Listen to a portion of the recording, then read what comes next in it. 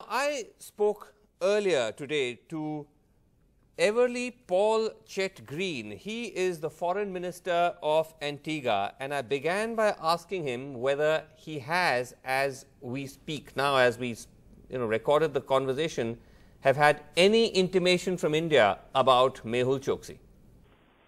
No, I have not personally seen any notes from India.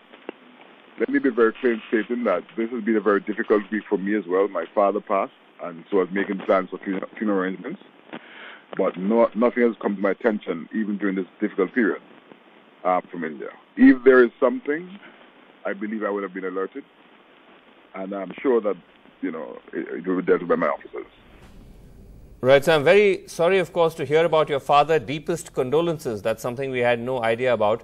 But just wanted to ask you that when you say that there will be a request from India and you will act on it, now how will you do that, given that you don't have an extradition agreement with India?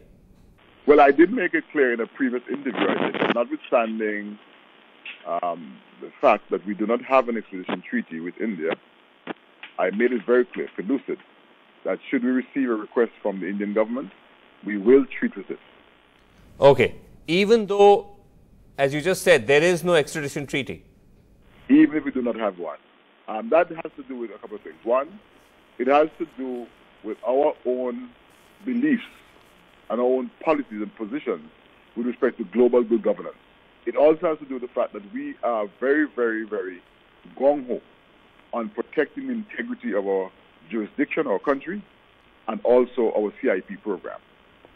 So India, as well, is a friendly country to Antigua and Barbuda, and we will cooperate with India once a request is made from the Indian government on this matter.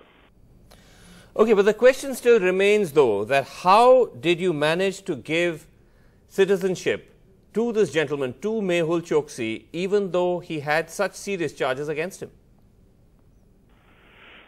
Well, and here's where I think I will ask you as a journalist to continue to do your probing and to report accurately, factually to the people of India and to the world that the application for citizenship in Antigua and Barbuda by the gentleman as you referred to him was made last year, 2017. That the Antigua and Barbuda government, or the Antigua and Barbuda Citizenship Investment Program, did its multi-tiered due diligence on the gentleman. And at all turns, those reports, those background checks, indicated that he was someone fitting for citizenship. And so when he was granted in January of this year, there was no indication from the background checks done of him having any kind of infractions or anything of this nature in his character background checks. And that is why we do not hesitate to say that if this is in fact, that we will cooperate. Because when we granted citizenship, we did so not knowing of this development. We would not have, and I want to be very clear, categorical at least, we would not have granted citizenship on Antigua and Barbuda had we known of the situation.